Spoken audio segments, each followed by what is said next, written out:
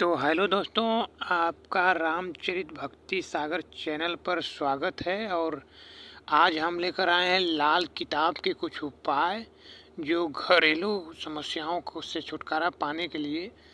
यह प्राचीन उपाय काफ़ी हमें मदद करता है।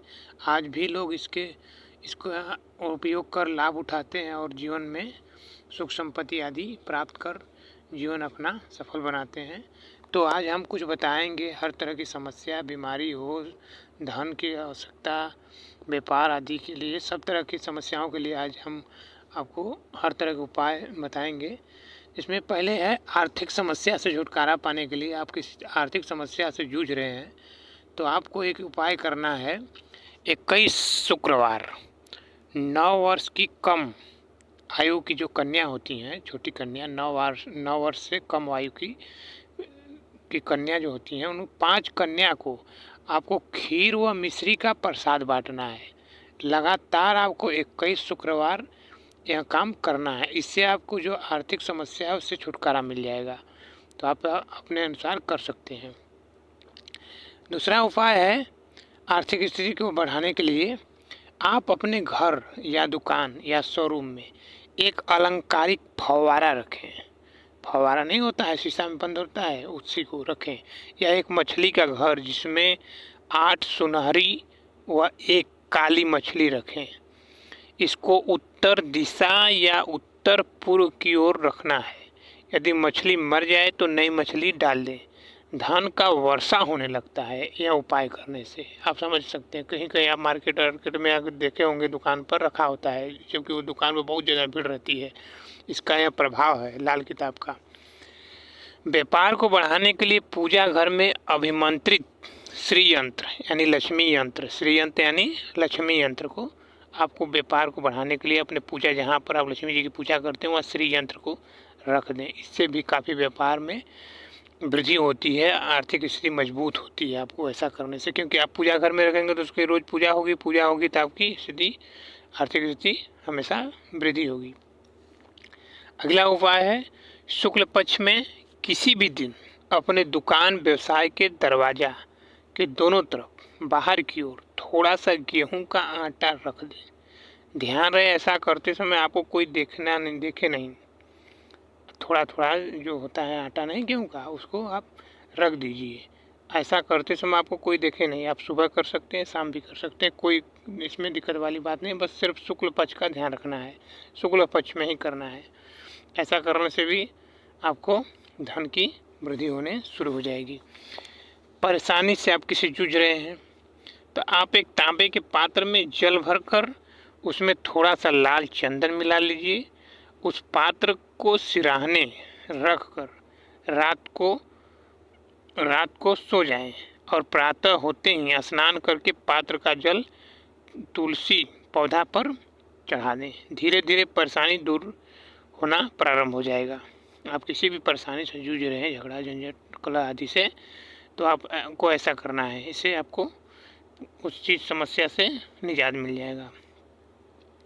यदि कुंवारी कन्या कोई है, उसका विवाह नहीं हो रहा है, तो इसके लिए आपको प्रत्येक सोमवार को कन्या को सुबह नहा धोकर शिवलिंग पर ओम सोमेश्वराय नमः का जाप करते हुए दूध मिले जल को चढ़ाना है।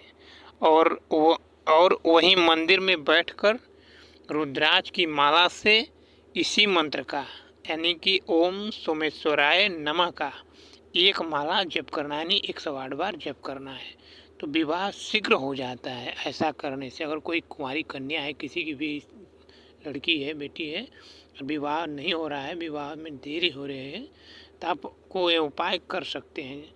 आपको प्रत्येक सोमवार को ऐसा करना है।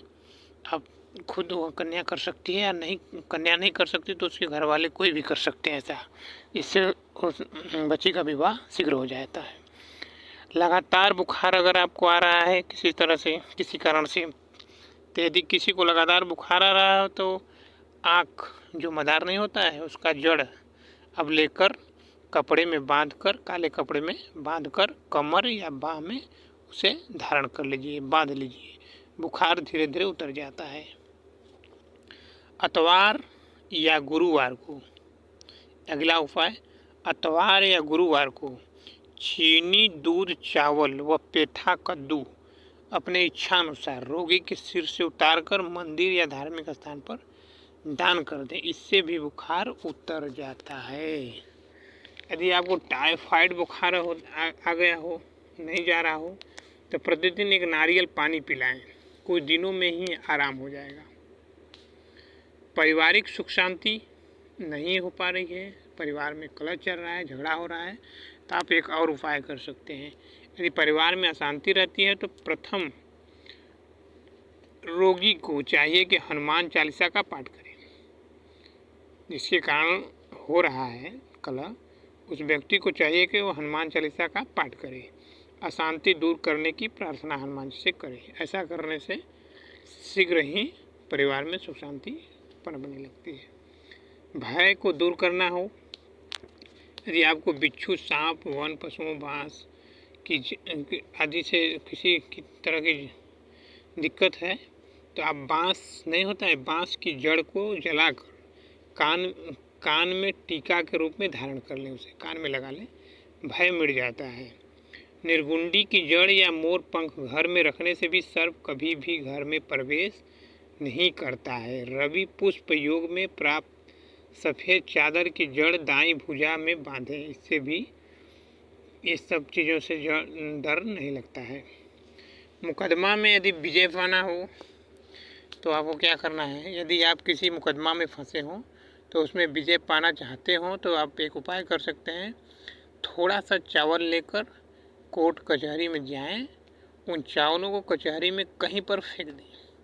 जिस कमरे में आपका मुकदमा चल रहा हो, चावल फेंकते समय कोई देखे नहीं आपको। ऐसा करने से मुकदमा में आपकी विजय होगी। मानसिक परेशानी से आप जूझ रहे हो, आपका मानसिक संतुलन नहीं ठीक चल रहा है, तो इसके लिए आप हनुमान जी का पूजन व हनुमान चालीसा का पाठ करिए। शनिवार को शनि देव महाराज को सरसों तेल का दीपक जलाइए, इससे भी आपको लाभ होगा। एक जोड़ी चप्पल किसी गरीब को दान कर दीजिए किसी भी शनिवार को। ऐसा करने से आपकी मानसिक परेशानी दूर हो जाएगी। किसी रोग से आप ग्रस्त हों तो सोते समय अपना सिरहाना पूर्व की ओर रखना है। अपने सोने के कमरे में एक कटोरी में सेंधा नमक के कुछ टुकड़े रखें, सेहत ठीक रहता है। ऐसा करने से आपका धन कहीं फंस गया हो, नहीं मिल पा रहा हो, कोई ले लिया हो, नहीं दे रहा हो, तो इसके लिए भी आप एक उपाय कर सकते हैं। यदि कोई व्यक्ति आपका पैसा नहीं दे रहा हो तो रोज़ सुबह नहाने के बाद सूर्यदेव को जल अर्पण करें। उसमें लाल मिर्च के 11 बीज डालकर जल को सूर्यदेव को अर्पण करें, जल अर्पण करें, यानी अर्घ्य दें। पैसा वापस की प्रार्थना करें व प्रस्तुत क्रिया के दौरान ओम आदित्याय नमः का जप करें। ऐसा करने से आपका फंसा धन वापस आ जाता है। लाल किताब के कुछ नियम ये होते हैं कि लाल किताब का सभी प्रयोग दिन में ही करना होता है, रात को नहीं करना। सूरज उगने के बाद ही करने होते हैं। जितने भी हमने उपाय बताए हैं सब सूर्य उगने के बाद करने हैं, सूर्य डूबने के बाद नहीं और सूर्य उगने से पहले नहीं। तो आपको सूर्य उगने के बाद ही सब प्रयोग करने हैं। आपको कुछ और ध्यान रखना है कि मांस मदिरा का सेवन नहीं करना है प्रयोग क्रिया के दौरान। जो भी उपाय करें उसे पूरा जरूर करें, अतः अधूरा न छोड़ें। ऐसा करने से भी प्रयोग सफल नहीं होता है। पके जो भी आप कर रहे हैं उपाय को पूरे मन चित्त से करें। आप अपने जिस भी इष्ट को मानते हैं उस इष्ट से प्रार्थना करें कि हम ऐसा कर रहे हैं, ऐसा हमें फल प्रदान कीजिए। ऐसा करने से आपको निश्चित ही लाल किताब के जो उपाय बताए गए हैं इससे निश्चित फायदा होता है। ये बहुत सटीक उपाय और प्राचीन उपाय हैं। आज भी लोग इसका जो प्रयोग करते हैं उससे अचूक लाभ प्राप्त करते हैं, क्योंकि ये उपाय बहुत कारगर साबित होते हैं, इसमें कोई संदेह वाली बात नहीं है। तो आप इस उपाय करके लाभ ले सकते हैं। अब आगे के वीडियो में आप हमें ये बताएं कि हम किस तरह की चीज़ों के बारे में, किस तरह की दिक्कतों के बारे में आपको हम बताएं, किस तरह की समस्या के बारे में आप हमें से वीडियो में जानना चाहते हैं। आगे के वीडियो में ज़रूर आपको हम बताएंगे। और इसके लिए आपको वीडियो पे हमारे सब्सक्राइब, लाइक, शेयर, कमेंट ज़रूर करिए। बहुत बहुत धन्यवाद। Thank you. I love you. तो ज़रूर लाइक करें, शेयर करें। धन्यवाद।